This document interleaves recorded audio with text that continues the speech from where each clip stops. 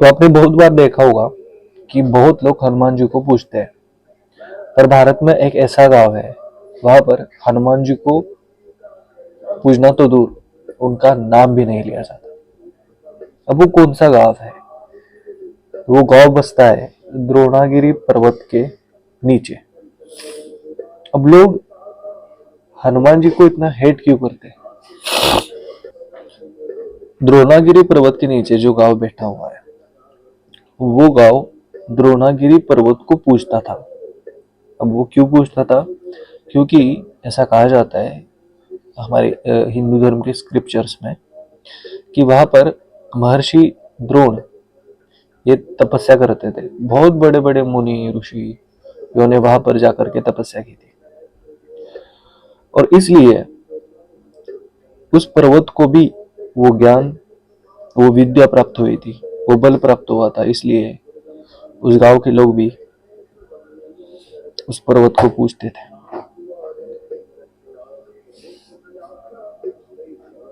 पर जब आपको जैसे पता है कि रामायण में लक्ष्मण जी को एक ऐसा बाण लगा हुआ था, जो बाण लगने के बाद में लक्ष्मण जी की मृत्यु तो तय थी। ये बाण रावण ने मारा हुआ था, और ये बाण इतना लेजर टारगेटेड था कि अगर एक बार ये बाण किसी को मारा जाता है तो वो अपना टारगेट हिट करने के बाद ही वापस लौटता है। तो ये बाण लक्ष्मण को लगता है और वो नीचे गिर जाता है। सब लोग टेंस हो जाते हैं। अब यहाँ पर एक वैद्य जी होते हैं, जो सुग्रीव के राज्य के वैद्य जी होते हैं। वो राम और उनकी सेना को बताते हैं कि लक्ष्मण को जिंदा करने के लिए जो जड़ी बूटी है, जो मेडिसिन है, वो आपको गंधमादन पर्वत, जिसे हम द्रोणागिरी कहते हैं, वहां पर आपको मिलेंगे। तो ये काम करने के लिए सब लोग रिक्वेस्ट करते हैं हनुमान जी को। हनुमान जी एक क्षण का भी विलंब न करते हुए द्रोणगिरी पर्वत पर पहुंचते हैं। पर रावण पहले से ही वहां पर एक राक्षस भेज देता है।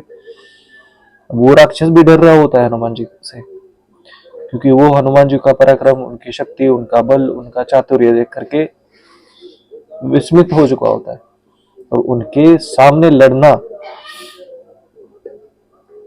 मतलब वो बहुत डर गया था। पर रावण के सामने भी वो कुछ नहीं बोल सकता था,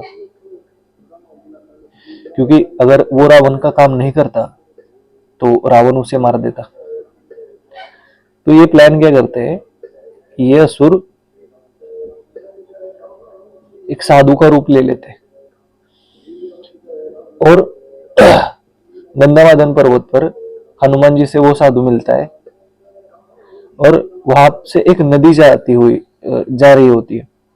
वो साधु हनुमान जी को कहते हैं, अगर आपको गंधमादन पर्वत की जड़ी बूटियां चाहिए तो आपको इस नदी में स्नान करना होगा।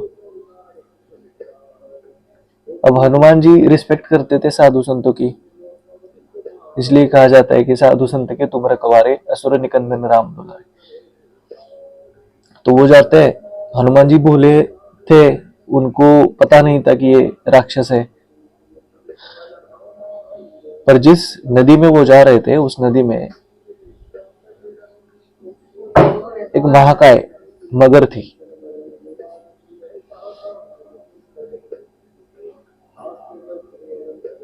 और जैसे ही हनुमान जी उस नदी में जाते हैं तो हनुमान जी पर अटैक होता है, पर एज यूजुअल हनुमान जी उसे भी हरा देते हैं। एक बार ही जमीन पर पटक देते हैं, वो मर जाती है, और वहां से एक अप्सरा बाहर आ जाती है। अप्सरा कहती है कि मुझे शाप मिला था, इसलिए मैं ये मगर थी, और मैं आपका धन्यवाद देना चाहती हूँ। आपकी वजह से ये शाप टूट गया। और वो आगे ये भी कहते हैं कि जिस साधु ने आपको ये बताया, वो साधु नहीं, ये राक्षस है। तो हनुमान जी वापस उस साधु के पास में जाते हैं। साधु हंसने लगता है, और राक्षस का रूप बाहर आ जाता है। उनका युद्ध होता है, और एज यूजुअल हनुमान जी उसे हरा देते हैं। हनुमान जी को ये पता नहीं था कि गंधमादन पर्वत पर एक्चुअली कहाँ पर संजीवनी बूटी है, तो पूरा का पूरा पर्वत ही बूटा ले जाते। वहां पर पहुंचने के बाद में सारे लोग उनकी वाह करते, प्रशंसा करते।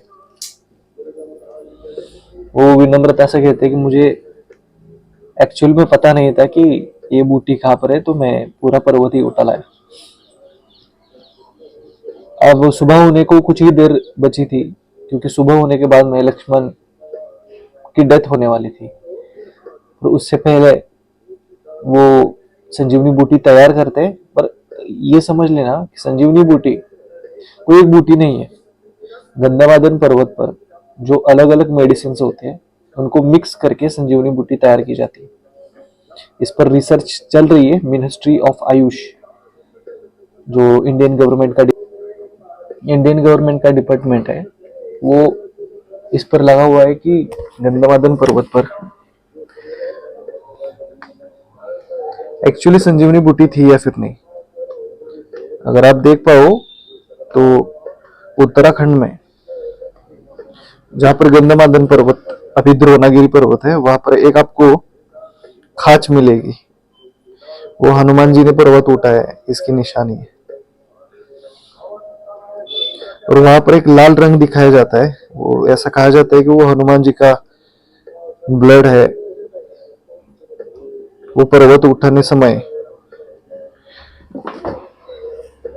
उनको जो पीड़ा हुई थी और वो उनका ब्लड वहां पर लग गया था। और उन गांव वाले लोगों के लिए द्रोणागिरी पर्वत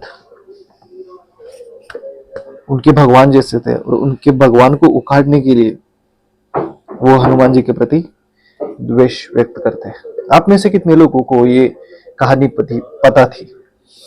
अगर कुछ वैल्यूएबल स्टोरी आपको समझने को मिली होगी तो इस वीडियो को जरूर लाइक करना, और हमारी मनी के लिए इस वीडियो को कमेंट कर देना।